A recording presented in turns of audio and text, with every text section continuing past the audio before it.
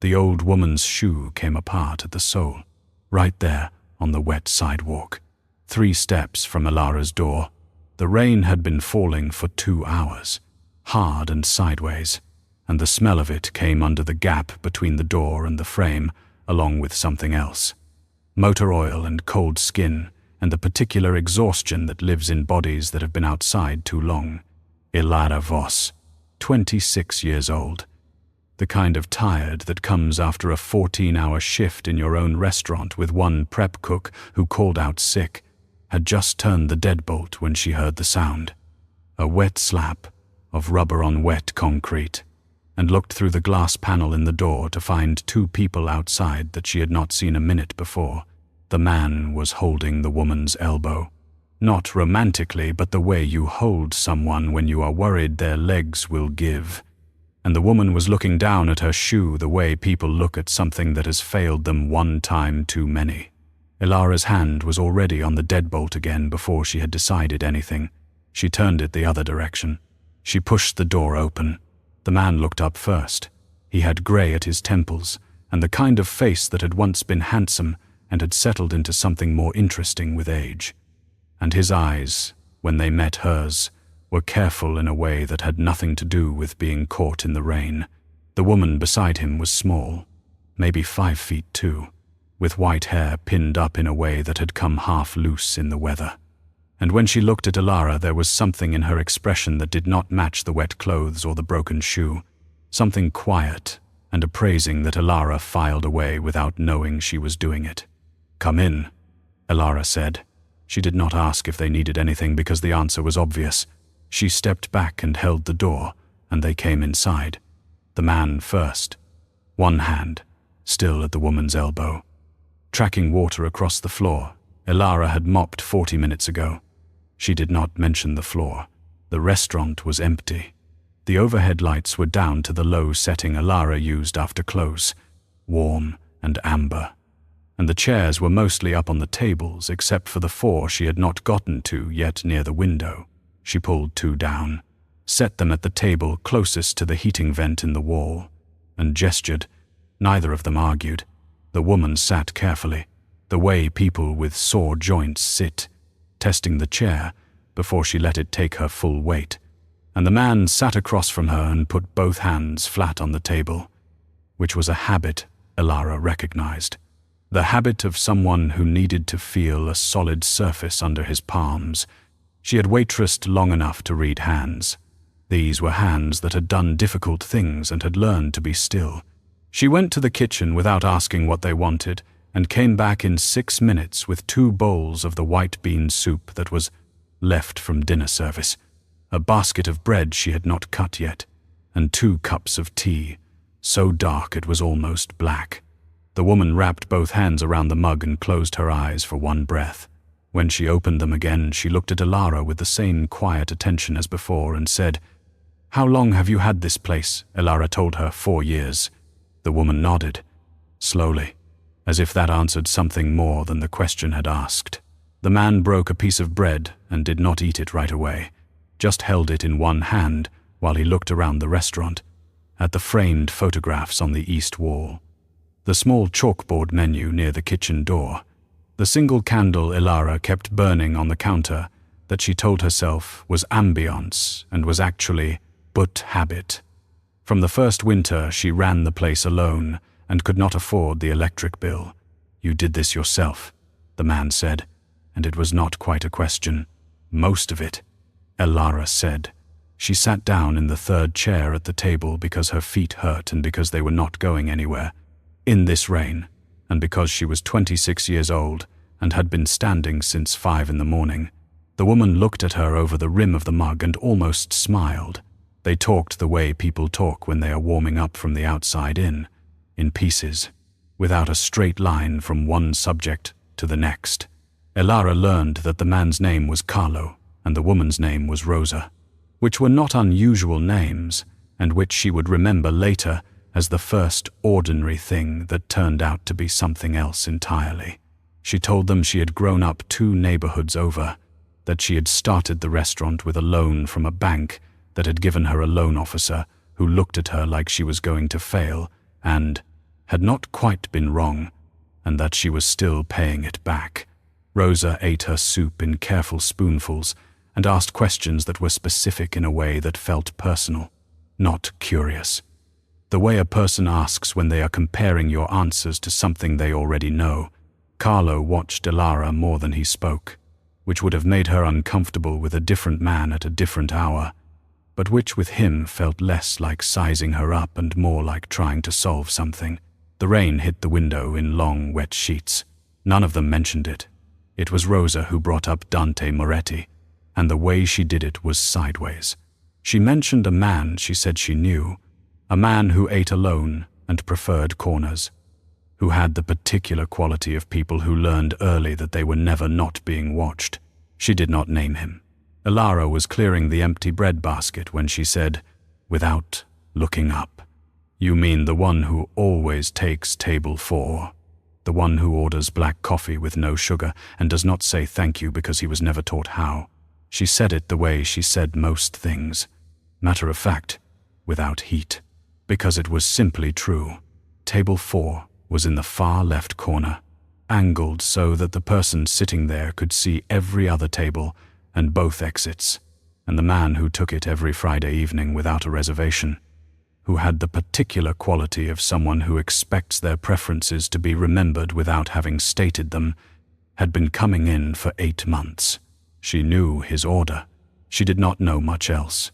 Rosa went very still. Elara looked up from the basket and saw Carlo's hand tighten once on his mug before he set it down, and then Rosa asked, in a tone that was perfectly even, "Does he ever talk to you?" Elara thought about it honestly. "He left me a $40 tip once," she said, "for an $8 coffee, so I suppose that was a kind of talking." She went to the closet near the back kitchen to find them dry coats. She had 3 hanging there, lost and found, that no one had ever come back for. And she took down the largest one for Carlo and a wool peacoat for Rosa that was missing a button on the second eyelet but was heavy enough. She came back to the table with both coats folded over her arm and held the peacoat out to Rosa. And when Rosa took it from her, she caught Elara's left wrist in one hand, not roughly, not the way a person grabs, but with intention, and looked down. Elara's left wrist was turned palm up in Rosa's grip. There was a mark there, a birthmark she had had her whole life, a pale crescent, the shape and size of a thumbnail, which she had always thought looked like a piece of moon, and which no doctor she had ever seen had thought worth discussing. Rosa looked at it for 3 full seconds. When she looked up, her eyes were wet, not crying. Close to it, Carlo was watching his wife's face, and not Elara, and Elara saw his expression change from careful attention to something she could not name, something like a door closing very quickly to hide what was in the room behind it.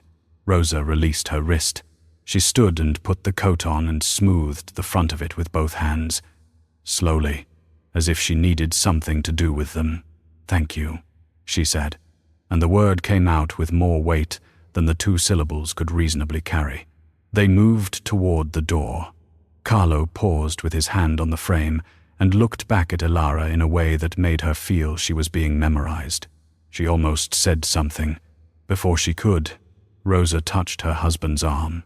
They went out into the rain, and the dark swallowed them in less than a block. Elara stood in the doorway for a moment after they were gone and looked at the street and tried to identify what she was feeling. It was not quite unease. It was something closer to the sensation of having missed a step in the dark. That split second of vertigo before your foot finds the floor. The knowledge that something shifted and you are not sure yet what it was. She went back inside and looked at the 2 empty bowls and the 3 cups of tea, one of them still half full. Rosa had been crying when she said thank you. Elara was sure of it now. She had seen that particular brightness at the corner of eyes too many times not to know it. She picked up the cups and carried them to the kitchen and did not know why a woman who had come in from the rain had looked at a mark on her wrist and started to cry, and did not know yet that 22 hours earlier, Dante Moretti had sent a message to his father asking him not to come to the city this week. because something was wrong, and he did not yet know what. She turned off the kitchen light. The rain was still falling. She had no reason to be afraid. She was not afraid. She locked the back door and went home. Dante Moretti did not come on a Friday. He came on a Wednesday, at 11:40 in the morning, 40 minutes before Elara opened for lunch.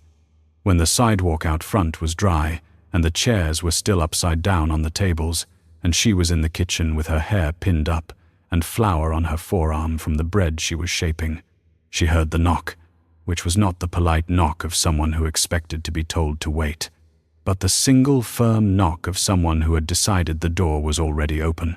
She came out of the kitchen with her hands still dusty and found him standing at the glass, and for one flat second she did not connect the man outside to the man who sat at table 4.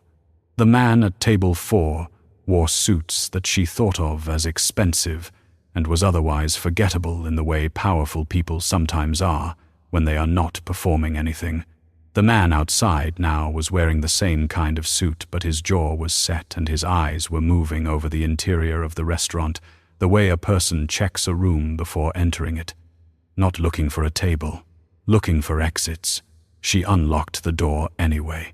He stepped inside and she stepped back to give him the width of the room, and he did not thank her for that, which was consistent with everything she knew about him. He was taller than she remembered. She did not know why she would remember him as shorter, except that at table 4 he always sat, and sitting men could be any height. He looked at the flour on her forearm and then looked at the kitchen door behind her and then looked at her face. He had dark eyes, the kind that were not brown or black, but some particular shade in between that changed with the light. And right now the light was the flat gray of a cloudy morning, and they were very dark. "I heard you had a couple of visitors Monday night," he said. Elara looked at him. She wiped her hands on her apron. "I have visitors most nights," she said. "I run a restaurant." He put his hands in his pockets and walked to table 4, pulled the chair down from the table himself, and sat. She considered her options and pulled down the chair across from him and sat in it. She had served him coffee probably 30 times. She had never sat across from him before. Up close, he had lines at the corners of his eyes that she had not noticed, and a small scar above his left eyebrow. Thin and old, the kind you get young and stop noticing somewhere in your 20s. His stillness was not the stillness of a relaxed person. It was the stillness of someone who had trained himself not to move unnecessarily, the way fighters do, the way people do when they have spent a long time in rooms where moving wrong had consequences. He was watching her the same way Carlo had watched her Monday night. She realized that same quality of attention that was trying to solve something, except where Carlo had been cautious and patient about it. This man looked like someone who had been solving problems his whole life by moving faster than the problem could move. There were just 2 people in the rain, she said, before he could ask a second time. "I gave them soup, that's all." He looked at her for a long moment. Something in his face shifted, too small to name. What did they say to you, she thought, about Rosa's eyes when she looked at the birthmark? She thought about the weight in the word thank you. "They told me their names," she said, "and they asked about you." He went still the way water goes still in a glass that someone has stopped moving. She watched him recalibrate without quite knowing that was what she was watching. His mother had asked about him.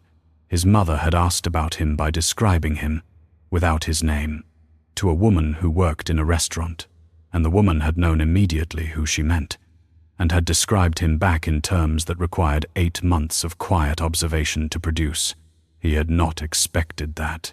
She could see that he had not expected it, because he was the kind of man who expected things and planned around them, and the small disruption of the unexpected showed on his face for exactly 2 seconds before the stillness came back.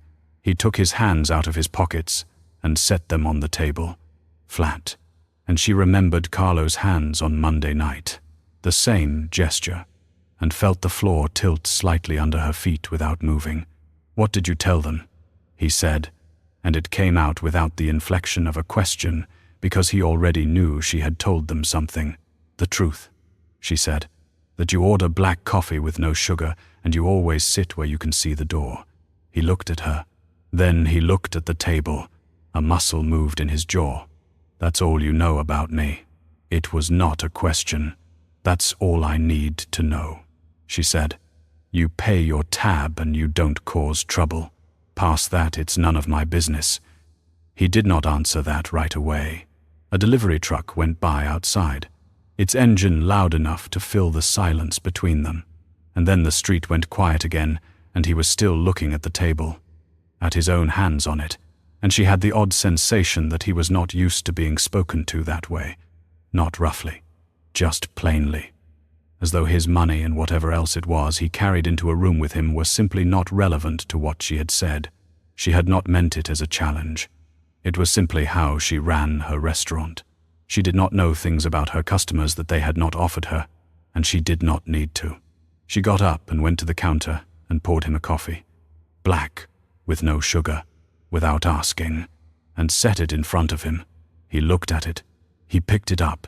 He did not say thank you, which she had not expected him to, but something in his posture changed slightly, a degree or two of the tension releasing from his shoulders, barely visible and probably not meant to be. She sat back down. They stayed at the table for another 20 minutes, and he asked her 2 more questions that sounded casual and were not. And she answered them honestly because she did not have anything to hide, and because lying to people was more work than it was worth. He asked if anyone else had come by recently that she did not recognize. She said no. He asked if she ever had trouble at closing, late nights, anyone loitering. She said there was a man who used to sit on the step near the side door in October and November, but he had moved on once the weather got cold, which was unfortunate because she thought he was probably sleeping rough and she would rather he had stayed. Something crossed Dante's face at that, quickly, that she could not identify. He finished his coffee and stood and reached into his jacket and put money on the table. She looked at it. It was too much. "The coffee is $3.50, she said. He looked at the money and then at her, and for the first time since he had walked in she thought he might actually smile. He did not, but the lines at the corners of his eyes moved slightly. He put his jacket on and walked to the door. His hand was on the frame, the same posture Carlo had stood in on Monday night, and she felt the echo of that so strongly that for a moment she forgot to breathe. He turned back, just slightly, and said, "Lock the side door at night." Then he left. Elara sat at table 4 for a minute after he was gone.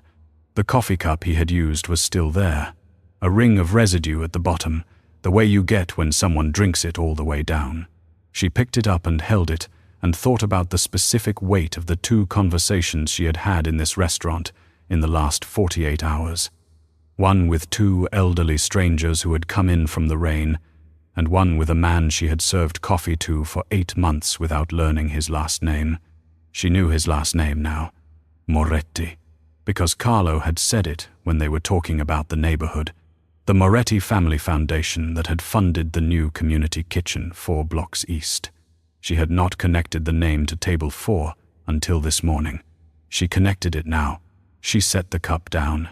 She did not know what to do with any of it, so she went back to the bread, because the bread was something she knew how to finish, and because 20 minutes ago the dough had been in the right place, and now it would need to be checked.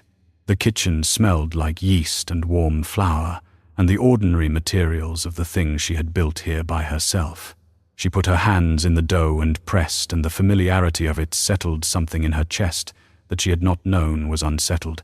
She would think about Dante Moretti later. She thought about him for the rest of the afternoon without meaning to. That evening, after the last table turned and the dishes were done and the front door was locked, Elara was wiping down the counter when her phone buzzed on the shelf above the sink. It was a text from a number she did not have saved. 7 words. The side door. Check the lock tonight. She stood in the kitchen and looked at the message for a long time. She walked to the side door and crouched down and looked at the lock, and found what she had not noticed before. A small scratch along the upper edge of the bolt housing. Fresh. The kind of scratch that comes from a tool. Someone had been working the lock. She did not know when. She stood up and threw the deadbolt in the chain and stood in the corridor with her back against the wall and her heart very loud in her ears. And then she did the only thing she knew how to do with information she could not yet explain. She put it away. She finished wiping down the counter. She went home the front way, through the front door, under the lights of the street. She told nobody. Rosa Moretti arrived on a Thursday afternoon. Alone. No broken shoes this time. No rain. No pretense. She wore a charcoal wool coat with clean buttons, and her white hair was pinned properly. And when she pushed open the door of the restaurant at 2 in the afternoon, between the lunch rush and the dinner prep, she walked in. The way a woman walks into a room she has already decided belongs to her in some important sense. Elara was at the counter going over invoices and looked up and felt the specific vertigo of seeing a person out of context. The two images trying to reconcile. The woman huddled in wet clothes on Monday night, and the woman standing now in the amber light of a slow Thursday afternoon, as though she had every right to be here. Which, Elara supposed, she did. Everyone had the right to come into a restaurant during open hours. She set down the invoices. She did not say that she recognized her. She waited. Rosa sat at the table nearest the window, not table 4, and folded her hands on the surface and looked at Elara with that same quality of attention she had brought on Monday night, the kind that was not casual. Elara came out from behind the counter and stood on the other side of the table and looked back. And for a moment neither of them spoke, and the silence was not uncomfortable, only full.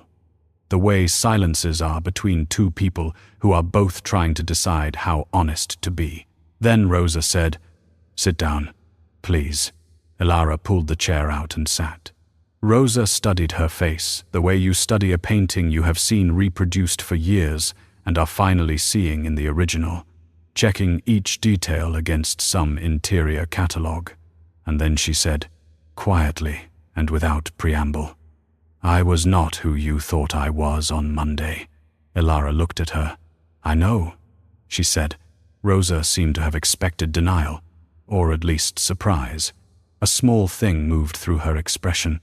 "You know, Carlo mentioned the family foundation when we were talking," Elara said. "And your son came here Wednesday morning." Rosa was quiet for a moment. Then she said, "He did not tell me that." She did not sound surprised. She sounded like a woman absorbing a piece of information and placing it carefully into a larger structure she was already building. Elara got up and brought 2 cups of tea without asking.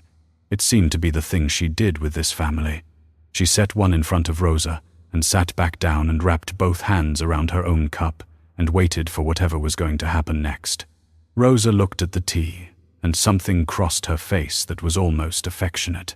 And then she looked at Elara directly and said, "I need to ask you something, and I need you to answer it honestly, not politely." Elara said she would try. Rosa said, "Do you know why you let us in on Monday night?" Elara considered it. The real answer was not complicated and was not flattering to her in any particular way. "Because you were cold," she said, "and because I know what it feels like to be outside a door that isn't opening." Rosa looked at her for 3 full seconds without speaking, and then she reached across the table and turned Elara's left hand over, slowly, and looked at the pale crescent mark on her wrist. It was the same gesture as Monday night, deliberate and gentle, and somehow inevitable, and Elara let her do it because she did not know yet what the mark meant to this woman. Only that it meant something specific, and that the something was the reason Rosa's eyes had gone bright on Monday night when she said thank you. She let Rosa look at it for as long as she needed to. The restaurant was quiet. The kitchen behind the closed door made the small sounds kitchens make even when no one is working in them. The refrigerator cycling. A pipe settling. Rosa released her hand. She set both of her own hands flat on the table and drew one long breath and let it out. "When I was a young woman," she began, "I knew a family, the Fontaines, Marco Fontaine and his wife, and their little daughter." She paused. The daughter had a birthmark on her left wrist, a crescent, I used to tease her mother about it, that she had given birth to a child who was already marked by the moon. She stopped. She was not looking at Elara anymore. She was looking at the table. What happened to them? Elara asked, though something in the weight of the story had already told her. There was trouble, Rosa said, the kind of trouble that does not end well. Marco and his wife died. The daughter was 8 years old. She looked up. They told us the child died too. The word landed in the room and sat there. Elara heard it and felt it the way you feel something cold placed unexpectedly against your skin. The shock of it before the understanding. And then the understanding slow and vertiginous and not yet fully real. She had been 8 years old when the couple she had called her parents were killed in a car accident on a road outside the city. She had been placed with a foster family in a different borough and had not asked many questions because she was 8 and did not know yet what questions to ask. She had never found paperwork that told her anything before the age of 8. She had tried, once, when she was 20, and had been told the records were incomplete. She looked at Rosa across the table and felt the floor do the thing it had done on Wednesday when she realized Carlo and Dante shared a last name. That slight tilt. The world rearranging itself by a few degrees without asking her permission. You think I'm her, she said. Rosa looked at her steadily. I know you are, she said. I have known since Monday night. Her voice was level, and her eyes were not. A long silence filled the space between the two sentences and everything they implied. Elara sat in it and let herself feel the shape of what she was being told, not rushing toward it, not running from it. The way she had always handled the things she could not yet change, by sitting with them and breathing. A name she did not know she had. Parents she did not know she had lost that way. A mark on her wrist that was apparently not a random thing but a thing that could be recognized, that had been recognized, by a woman sitting across from her in a restaurant on a Thursday afternoon. She looked at her own wrist. She looked at it for a long time. Then she looked at Rosa. Why are you telling me this now? She said, and not Monday night. Rosa's hands pressed together on the table. Because Monday night I was afraid, she said. I have been afraid since Monday night. Elara waited. Rosa looked at the window, at the street outside, at a black car that had been parked at the far end of the block since noon. She had noticed it when she arrived. Elara noticed her noticing. There are people who would want to know you exist, Rosa said, carefully, not for good reasons. She looked back at Elara. My son has been trying to find out who has been asking questions about you. He does not know why they are asking. He does not know what I know. Her voice dropped by one register. I need you to understand that when he finds out, and he will find out, because he finds out everything, the danger to you will become more immediate. Elara set her cup down. She looked at the black car at the end of the block, and then looked at Rosa and understood several things simultaneously. That the scratch on the side door lock had not been a random thing, that the text from Dante's number had not been excessive caution, that the particular quality of attention both Carlo and Rosa had brought to her face on Monday night had been something older and more specific than the simple approval of parents vetting a stranger. She felt no panic. That had always been her particular quality and her particular flaw. The ability to absorb dangerous information without flinching, which was useful and was also the reason she had spent her adult life handling everything alone. She thought about asking Rosa what to do. She did not ask. I won't run, she said. Rosa looked at her, and for the first time since she had walked through the door, she looked something other than composed. She looked, briefly, like a woman who had been carrying something very heavy and had just been told she might be able to set part of it down. I know, Rosa said, softly. That is exactly why I came to tell you myself. Rosa stood to go, straightening the front of her coat with both hands, the same gesture as Monday night, and Elara stood too, and they faced each other across the narrow width of the table. Rosa reached out and touched Elara's cheek once, very briefly, with the back of 2 fingers. The way you touch something you are afraid of damaging. Then she walked to the door and stopped with her hand on the frame and turned back, and the angle of the light caught her face in a way that made her look older and sadder and certain. And she said, "Dante will come tonight. Let him in." She did not wait for an answer. She went out onto the sidewalk and turned left and walked past the black car without looking at it, and did not look back. Elara stood in the empty restaurant and watched her go, and then looked at the black car, and it did not move. She stayed at the window long enough to be sure. The engine was off, and the windows were dark, and nobody got out and nobody drove away. And she had the feeling that the car had been there long enough to know the shape of her building, which entrances she used, which lights she turned on when. She stepped back from the window. She went to the kitchen. She started prep for dinner service because dinner service was in 4 hours and the stock needed another 30 minutes, and the vegetable delivery had come that morning and none of it would prep itself. She kept her hands busy because her hands knew what to do even when the rest of her did not. And because somewhere between the flour and the stock and the perfectly ordinary business of an evening, she was trying to hold still inside a story that had apparently been moving around her for 26 years without her knowing she was in it. She was Elara Voss. She had been Elara Voss her whole life. She did not know yet what it would mean to be someone else too. Someone older. Someone with a name that apparently carried weight in rooms she had never entered. She chopped onions. The knife was good and heavy and familiar in her hand. She focused on the onions.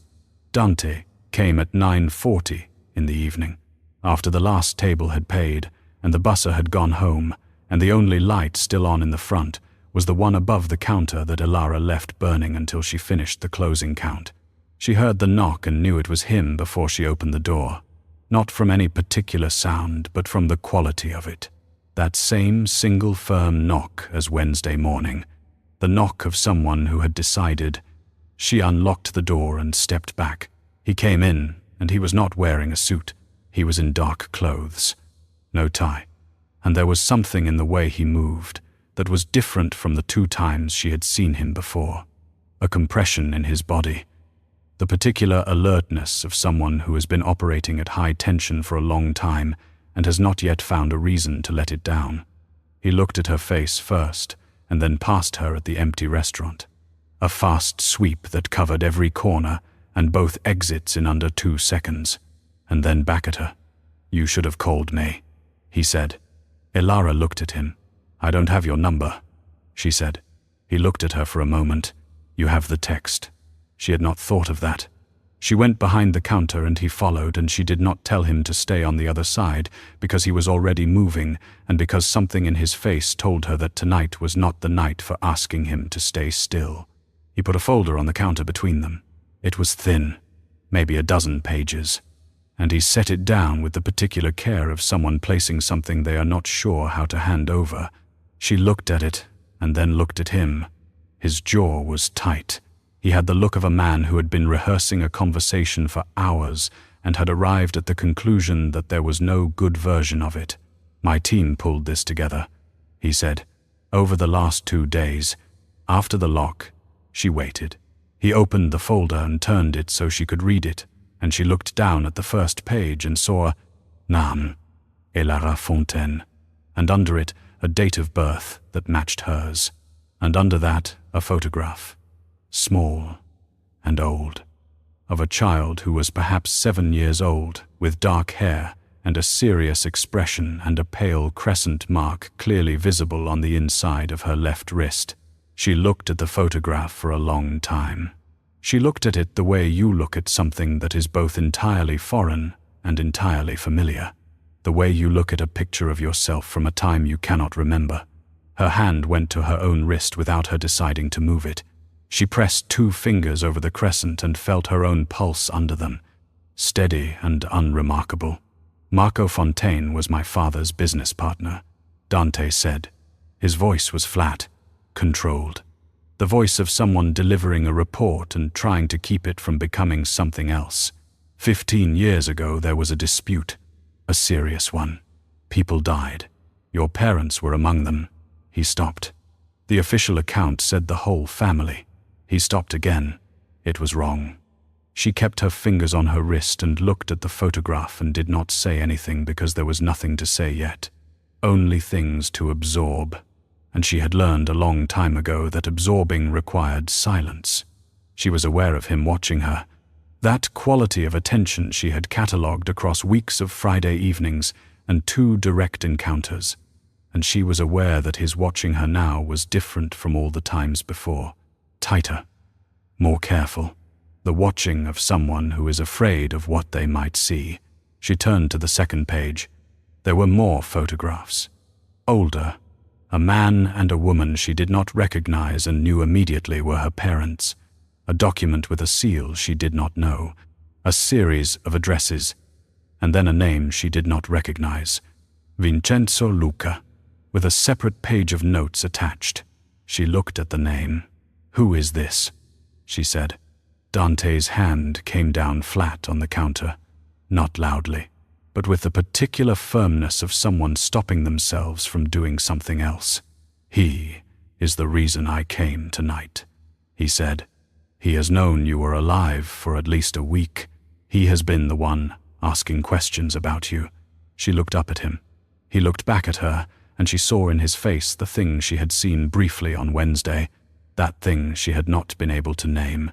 And she named it now. It was fear, not for himself. She did not have time to process what that meant because the sound came through the side wall, not the front door, the side door, the one with the scratched lock. A sound that was not the building settling or the pipes, but something deliberate and mechanical. And Dante moved before she had finished identifying it, one hand going to the inside of his jacket, the other catching her arm above the elbow and pulling her back and to the left toward the kitchen door. She did not resist because her body had already made the calculation that resisting would be slower than moving with him. The side door came open. It came open fast, the way doors come open when someone has decided they are not knocking, and there were 2 men, first and then a third, and then Vincenzo Luca himself, who was shorter than she had expected from the weight his name seemed to carry in Dante's notes. Compact, in his 50s, with the careful stillness of someone who had been dangerous for a long time and had learned to wear it quietly. He looked at Dante first. Then he looked at Elara.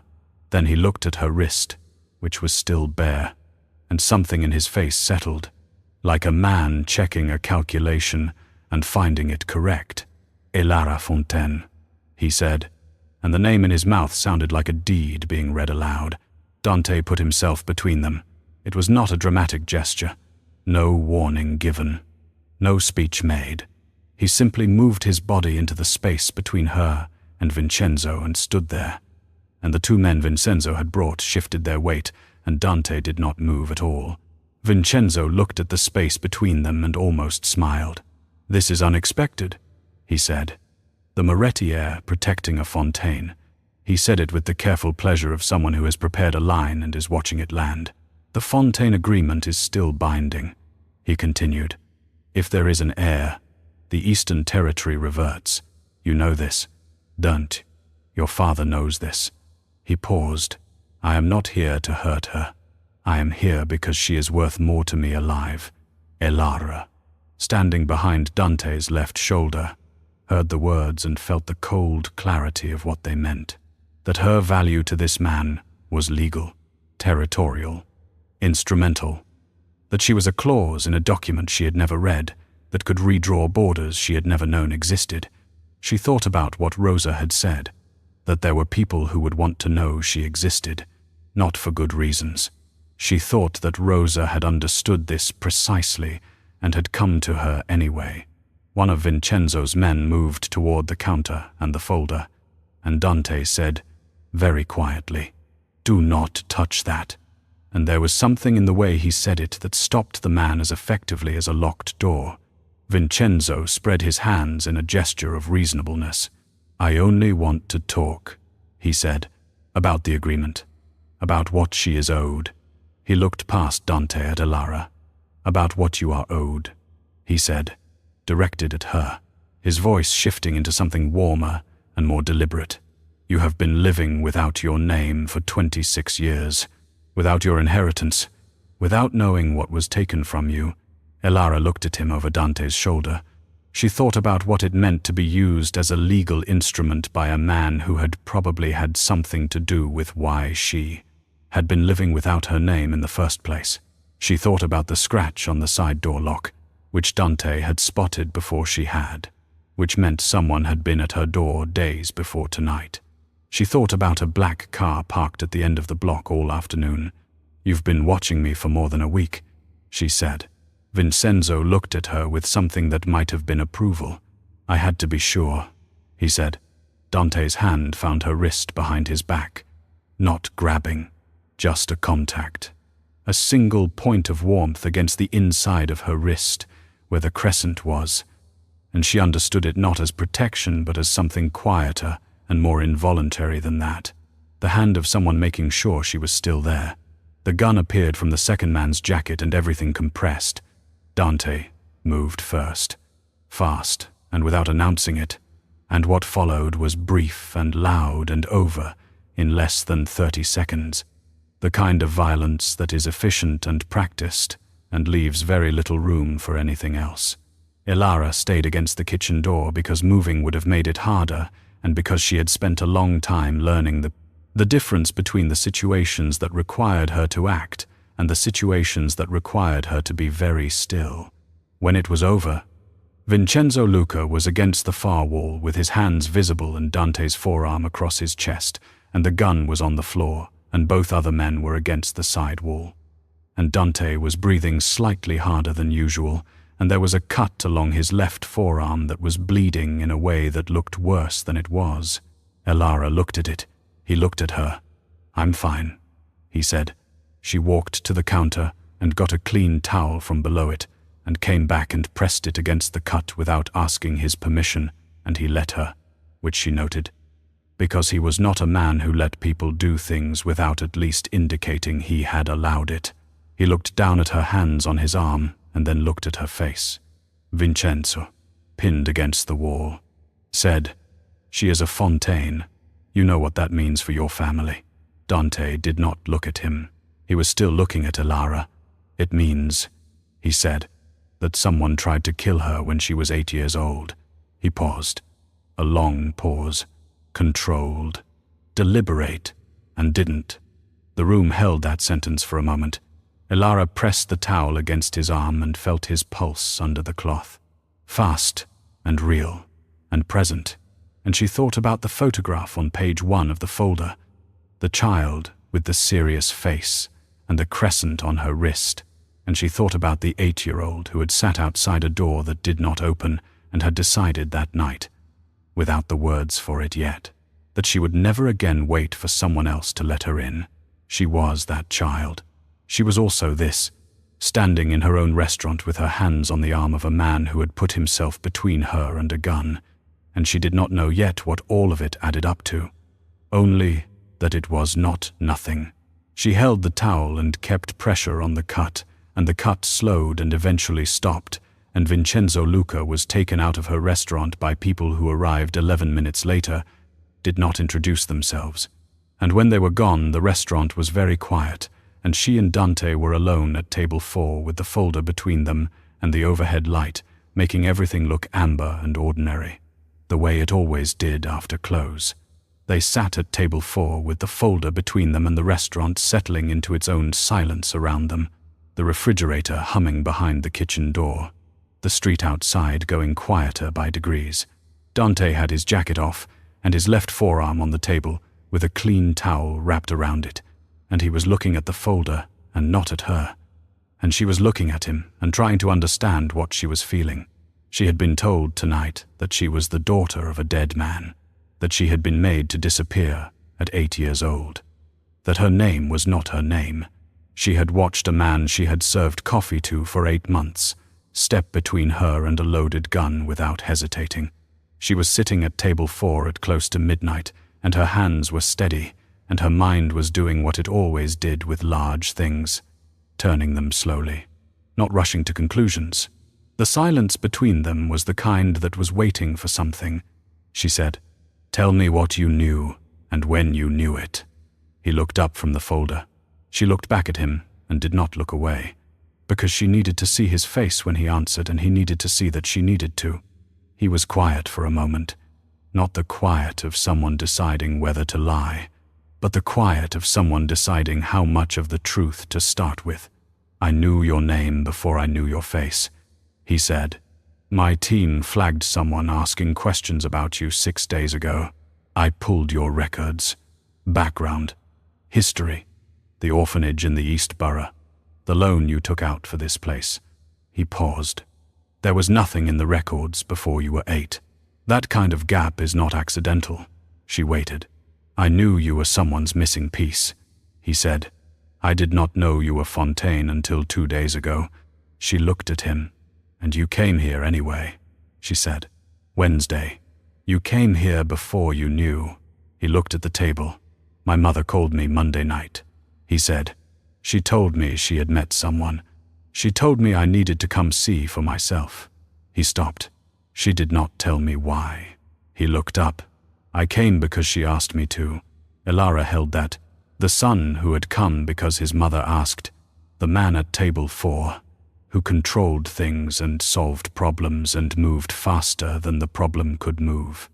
Who had come to her restaurant on a Wednesday morning because his mother had told him to, and had sat down across from her and drunk his coffee and looked at her like someone trying to solve something, and had been solving something, only not what she had thought. "Your mother knew before you did," she said. He looked at her, and she saw the flicker of something in his face. Not quite surprise. The recognition of something he had already suspected. "She knew Monday night," Elara said. "She came back Thursday and told me herself." The flicker moved into something more complicated. He turned the folder over so the pages were face down and set his hand flat on the back of it. And she watched him absorb that his mother had carried this knowledge for 4 days and had gone to Elara directly rather than to him, and she watched him decide what to do with that, which took about 10 seconds. And what he decided was to let it be what it was. A choice Rosa had made, a choice that was not wrong. He had not always been able to do that, she suspected. He looked like a man who had been learning, slowly and not without difficulty, that not every decision belonged to him. "She was protecting you," he said, and it came out without resentment. Elara thought about Rosa's hand on her cheek, the back of 2 fingers, careful and brief and full of something that had no name yet, but that she understood in the part of herself that had been 8 years old and outside. "She was," Elara said. "She also told me you would come tonight and to let you in." He looked at her. Something moved in his face that was not quite a smile and was not quite something else. "She did not tell me any of that," he said. "No," Elara said. "I imagine she thought you would come without being told." He had. That was the thing about it. He had come because his mother had asked him to on Monday. And then he had come back on Wednesday because he was already worried. And he had come tonight because the file told him Vincenzo Luca was moving, and he was not a man who knew about a threat to someone and sat still. She thought about what that meant, the shape of it. A man who controlled things, choosing to put himself between a problem and a person, not because it was strategic, not because she was useful to him in any territorial or legal sense, but because he had decided. She did not know exactly when he had decided. She was not sure he knew either. She looked at the folder between them, and then looked at his arm and the clean towel wrapped around it, and she said, "I need to ask you something, and I need you to answer it honestly." He looked at her with that careful, dark attention. "The Fontaine Agreement," she said. "The Eastern Territory. If I exist, it changes things for your family." She watched his face. He did not look away. "Yes," he said. "It does." She waited, and he picked up his coffee cup, which was empty, and set it back down. "And my father will deal with it," he said. "That is what he does." He paused. "And I will tell him that the agreement was written by men who are dead, and that the girl who was 8 years old and was supposed to be dead with them is sitting at table 4 in a restaurant. She built herself from a bank loan and 4 years of 14-hour shifts. and that whatever the agreement says, it does not say anything about what we owe her. His voice was even and certain, and she believed him, which surprised her, because she had not expected to believe him so quickly and without effort. The front door opened. She had not heard a knock. Carlo and Rosa Moretti came in from the street. Carlo first. Then Rosa. And Rosa looked at Dante's arm, and then at Elara's face, and then at the room. The overturned chair near the side door, the folder, the 2 cups, and she put it all together, the way Rosa put things together, quickly and without needing it explained. Carlo stood with his hands at his sides and looked at his son and then at Elara, and the look he gave her was the same as Monday night, the look of a man trying to memorize something, except that tonight something in it was settled. He crossed to table 4 and sat beside Dante, and Rosa sat across, and Elara looked at the 4 of them and felt the strange weight of it. Ordinary and extraordinary at the same time. 4 people after midnight with a broken side door and a folder and a history none of them had entirely chosen. Rosa looked at Elara. "I told him," she said, meaning Carlo. Carlo looked at Elara with the careful steadiness he had brought to everything and said, "Rosa told me Thursday night." He paused. "I should have recognized you myself." The words were simple, and the simplicity was the apology. She understood. From a man who did not make them easily. She nodded once. He nodded back. Rosa reached across the table and took Elara's left hand and turned it over. The same gesture. The 3rd time she had done it, and looked at the crescent on her wrist. She did not speak for a moment. Then she said, "I have thought about that mark for 15 years. Her voice was soft, and there was something in it that was grief, and something that was the other side of grief. The side that opens when the thing you were grieving turns out to be not entirely lost." She released Elara's hand. She did not wipe her eyes, but the brightness was there at the corners. The same brightness as Monday night, when she had said thank you in a voice, weighted down with more than 2 syllables could carry. Elara looked at her and understood. Finally, what she had not understood that night. Rosa had not been crying about soup or a coat or warmth. She had been crying because she had walked into a restaurant run by a girl who had learned from being outside, not bitterness, but the specific generosity of someone who remembers what cold feels like. And she had recognized her in the truest sense, not from a mark on her wrist, but from what the mark had grown into. And she had been crying the way you cry when something you believed permanently lost turns out to have been somewhere else all along, building its own life, surviving. Elara looked at Rosa and felt something shift in her chest that was not pain and was not relief and was not joy exactly, but was all 3 of them moving at once. She did not have words for it yet. She became aware that Dante's hand was on the table close to hers, not touching, and she looked at it and then looked at him and found him watching her with that expression she had been naming for the last week. Careful and attentive, except that tonight it was different. The solving was done. What was left was something quieter and more uncertain and more real. He turned his hand over on the table, palm up, a question without words. And she thought about all the doors she had learned not to wait in front of, all the things she had learned to carry alone. And she thought about a woman who wept at a restaurant door because she recognized her, and a man who had stepped between her and a gun without calculating whether it was worth it. She set her hand in his. His fingers closed around it. Carlo looked at the 2 of them, and then at Rosa, and Rosa was already looking at him, and the thing that passed between the 2 of them in that look was decades old and private. She held Dante's hand and looked at the restaurant around her, the amber light above the counter she had left burning, the photographs on the east wall, the single candle she kept out of habit from the first winter. She could not afford the electric bill. The door she had built here, that she had opened on a rainy Monday night because 2 people were cold, and which had let in something she had not known she was missing. Outside, the rain started again. She heard it against the glass before she saw it, a soft insistence, the sound of water finding the city the way it always did, without asking permission, running into every space available to it. She looked at the window. She did not get up to check the door. She was already inside.